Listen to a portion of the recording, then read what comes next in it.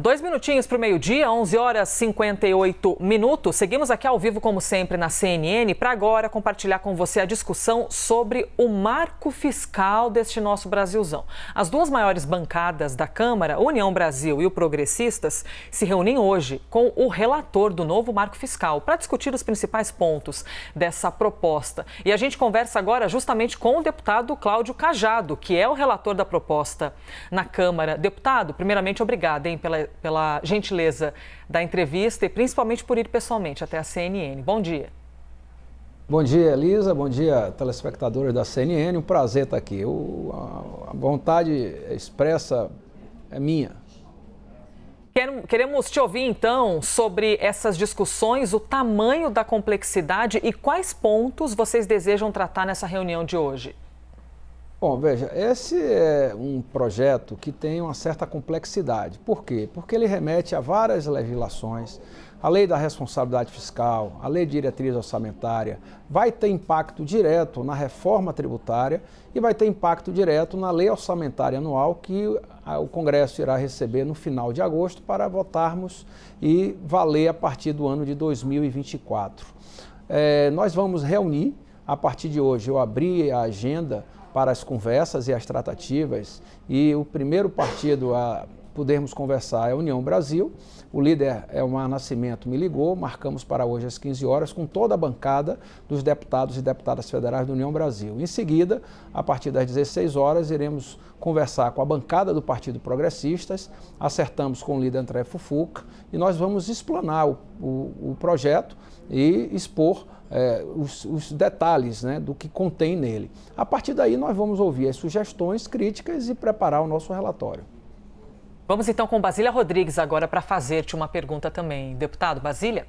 Oi, tudo bem, deputado? Obrigada pela sua atenção, vindo aqui à CNN Brasil antes destas reuniões que vão acontecer com duas das maiores bancadas da Câmara dos Deputados. A gente trouxe primeiro aqui na CNN Brasil, o senhor vai estar com a União Brasil e com os progressistas. Eu quero falar de um detalhe, que mais repercutiu negativamente no mercado. O governo, a proposta do governo, faz alteração na lei de responsabilidade fiscal, exclui a responsabilidade de gestores públicos que eventualmente incorram em violações à regra fiscal, violações da regra fiscal. E aí inclui tanto o ministro da Fazenda quanto o presidente da República. Como que o senhor vê este ponto? O senhor se sente confortável em manter este ponto na proposta ou acha que tem que mudar? Boa tarde, Basília. É um prazer meu também estar aqui conversando com você. Veja, existem duas correntes acadêmicas que defendem posições antagônicas. Uma defende que as punições possam ocorrer, é o que nós denominamos de enforcement, em cima das metas que foram previstas e não cumpridas. E existe uma outra corrente que admite que não deva haver punição. Por quê? Pelo argumento de que se você se compromete a atingir determinada meta e não consegue, obviamente, se você for punido, você estaria se autoincriminando. Então você tenderia a diminuir aquela possibilidade de meta a ser alcançada justamente para não sofrer a punição. Então vamos supor, você quer alcançar uma meta de 1%, mas sabendo que se você não alcançar, mesmo justificando, você seria punido, você faria uma meta de 0,3. Então, existem essas duas correntes. Eu não tenho nenhuma posição pré-estabelecida. Eu acredito que a melhor forma de conduzir o relatório é deixar que as críticas, sugestões e correntes que pensem diferente possam se manifestar livremente para que a gente possa, ao final, na elaboração final do relatório, ter a nossa posição. Eu não quero aqui manifestar nenhuma posição pessoal, mas quero deixar que o debate ocorra. Seguimos aqui ao vivo na CNN, meio-dia, 2 minutos. Gustavo Uribe, que chega agora para a conversa também. Uribe, por favor. Relator, as metas que foram estabelecidas pelo Ministério da Fazenda em relação ao resultado primário são bastante ambiciosas.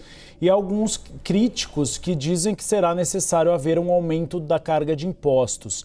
Há um horizonte na proposta, o senhor considera, para o aumento da carga tributária do país?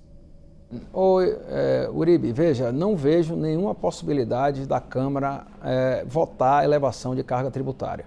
O próprio presidente Arthur Lira já deixou claro que a Casa não irá aprovar nenhuma matéria nesse sentido.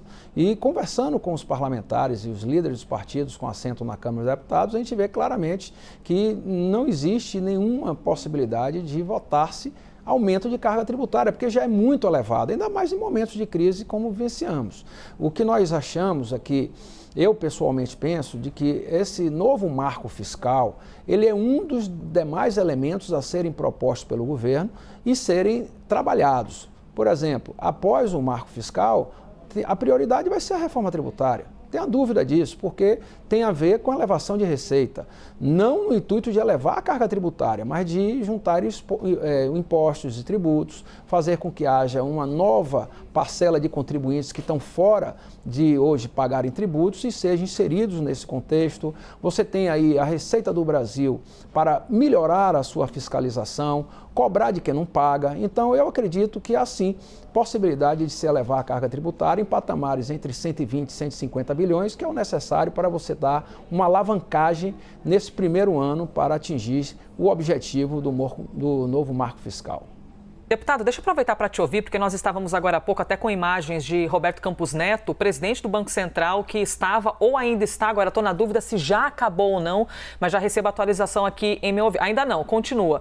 Ele está respondendo a uns questionamentos dos senadores. E lógico, quando a gente fala de marco fiscal, isso acaba batendo diretamente nas nossas expectativas econômicas para as decisões do Banco Central. Então, quero ouvir-te, por favor, porque Campos Neto disse o seguinte: ele foi questionado sobre se a nova regra fiscal seria o suficiente para garantir a queda na taxa de juros, afirmou que é sim uma parte importante na composição da avaliação do Banco Central.